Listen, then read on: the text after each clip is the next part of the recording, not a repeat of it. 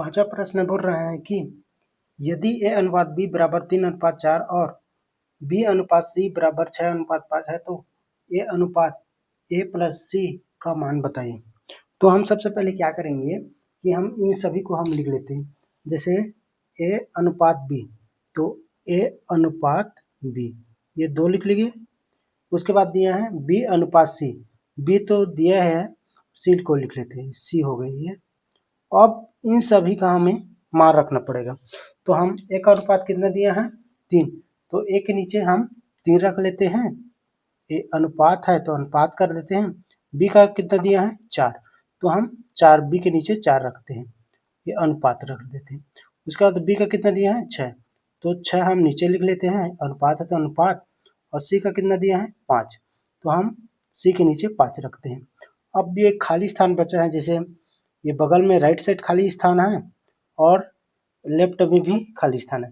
तो हम क्या करेंगे, ये जो 4 है उसे हम राइट तरफ ले जाएंगे, 4 इधर आ जाएगा और 6 इधर चले जाएगा लेफ्ट तरफ। और फिर क्या करेंगे, इन सभी का हमें क्या करेंगे, हम इन सभी को गुणा करेंगे। जैसे 5 का गुणा 4 के साथ करेंगे, 6 का गुणा 4 के साथ करेंगे और 6 का गुणा 3 के साथ करेंगे। तो 5 चौक 20, यानी सी का मान 20 हो गया। उसके बाद 6 चौक 24, ये बी का मान 24 हो गया। उसके बाद 6 का गुणा 3 के साथ करेंगे, 6 तिया 18, हमें ए का मान 18 मिल गया, बी का मान 24 हो गया, सी का मान 20 हो गया। एक बार और एक कटेगा, 2 से काट कर देखते हैं इसको। 2 निया 18, 9 बार में कट गया ये, 9 बार में। और ये है कट गया 12, 2 2 12 24, और 2 से 10 बार में 20 कट जाएगा। इसका आंसर आ जाएगा। अब क्या बोला है, प्रश्नों को एक बार और पढ़ लेते हैं। ए अनुपात, ए का अनुपात कितना दिया है 9, तो हम 9 लिख लेते हैं। और क्या बोला है ए प्लस सी, तो हमें ए और सी को हमें जोड़ना पड़ेगा। जैसे ए और सी को जोड़ेंगे तो कितना, प्लस के निशान है बीच में, तो हम ए और सी को जोड़ेंगे।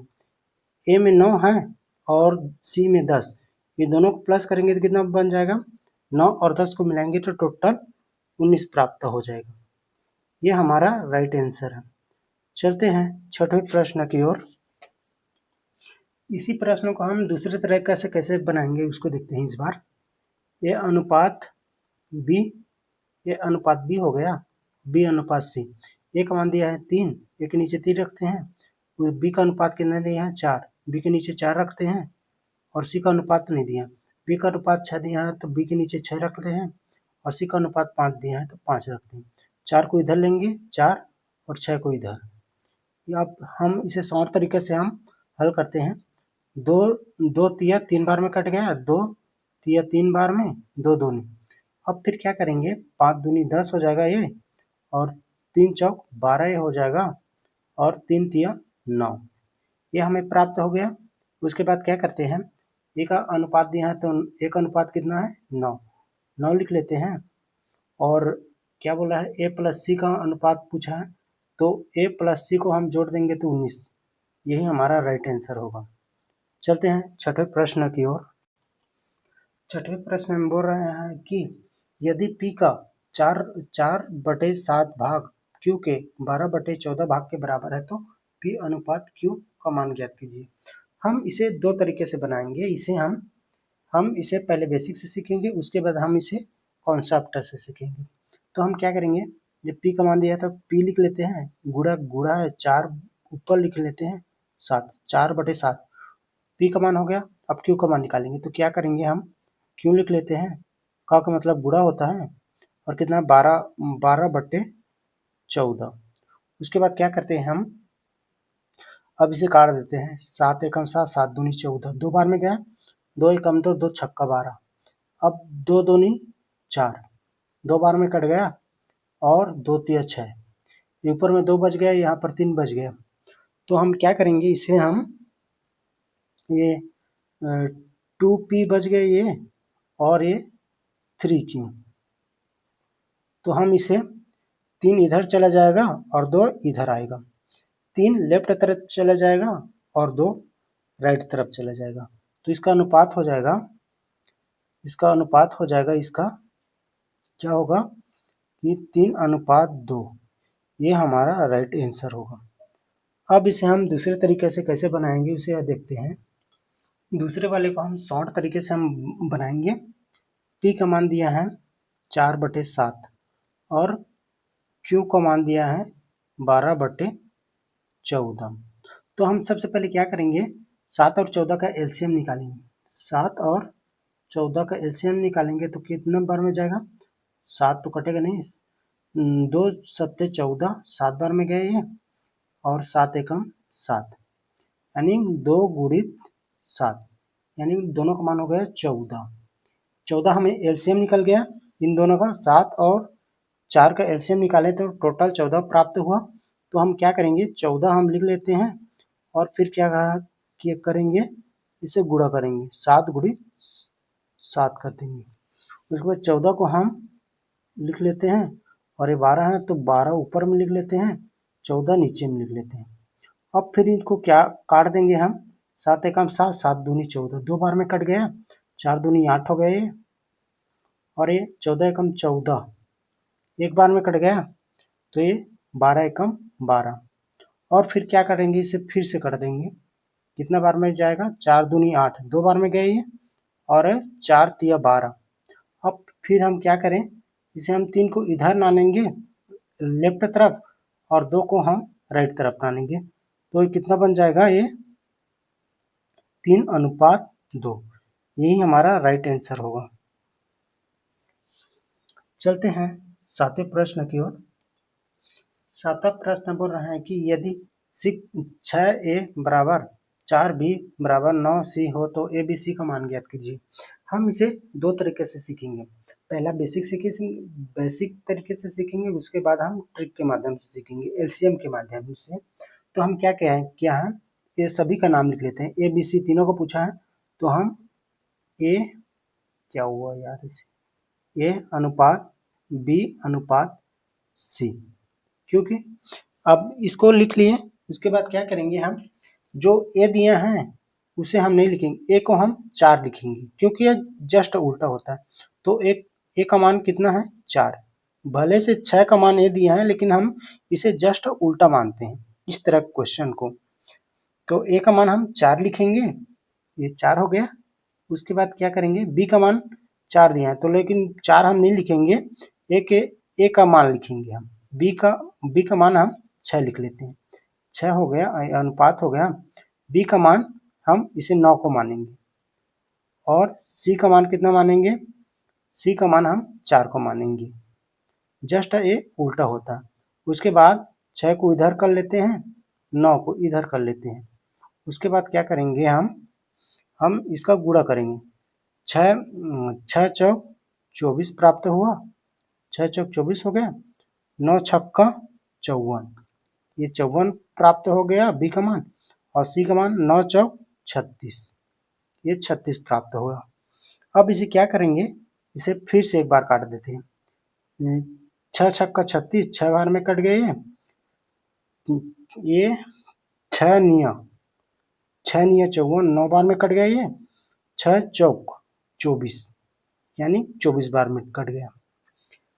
ये हमारा यानी 6 चौक 24, अरे यार 6 चौक 24, ये 4 हो गया, 6 अनुपात 9:4, ये 6:9:4, ये हमारा राइट आंसर होगा। अब इसे हम एलसीएम के माध्यम से कैसे निकालेंगे उसे देखते हैं। अब इसे एलसीएम के माध्यम से हमें इसे सेम क्वेश्चन हम निकालेंगे, सेम आंसर। तो हम क्या करेंगे, पहला ए दिया है 6 और बी दिया है 4 और सी दिया है 9। अब इसे एलसीएम के माध्यम से निकालेंगे, तो 2 तिया 6, 2 दूनी 4 और 9 का 9, ठीक, 2 अब 2 से कटेगा, ये 2 3 तो कटेगा नहीं, 3 2 एकम 2 और 9 तो कटेगा नहीं, और 3 एकम 3, 1 3 तिया 9, 3 एकम 3, 1 1 1। हमारे पास कितना प्राप्त हुआ, डबल 3 और 2, इन दोनों को आपस में गुणा करेंगे, कितना बनेगा, 2 गुणित 2 गुणित 3 गुणित 3, 3 गुणित 3, 3 तिया 9, 9 दूनी 18, 18 दूनी 36, यानी 36 प्राप्त हो गई है। अब क्या करेंगे, 36 हम 3 बार लिख लेते हैं। एक बार 36 हो गया, ये 2 बार 36 हो गया, और ये 3 बार 36 हो गया। और इसके नीचे हम क्या करेंगे, हम इन तीनों का मान रख लेंगे। इसका किसका मान रख लेंगे, एक में 6 का मान रख लेते हैं, और दूसरे में बी में 4 का मान रख लेते हैं, और सी में 9 का मान रखते हैं। अब इसे काट देते हैं हम। 6 छक्का, यानी 6 बार में कट गए ये। 6 4, 4 निया 36, 9 बार में कट गए ये, और 9 चौक 36, 9 चौक 36, यानी 4 बार में कट गया। यही हमारा राइट आंसर होगा। या तो आप इस विधि से बनाओ, चाहे इस विधि से, दोनों सेम एक ही होता है, दोनों का आंसर सेम ही आएगा। 8वां प्रश्न बोल रहे हैं कि यदि 6a बराबर 5b बराबर 4c है तो abc का मान ज्ञात कीजिए।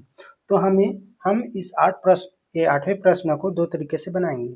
पहले हम इसका नाम लिख लेते हैं। abc पूछा है, तीनों में abc है, तो abc कॉमन लिख लेते हैं।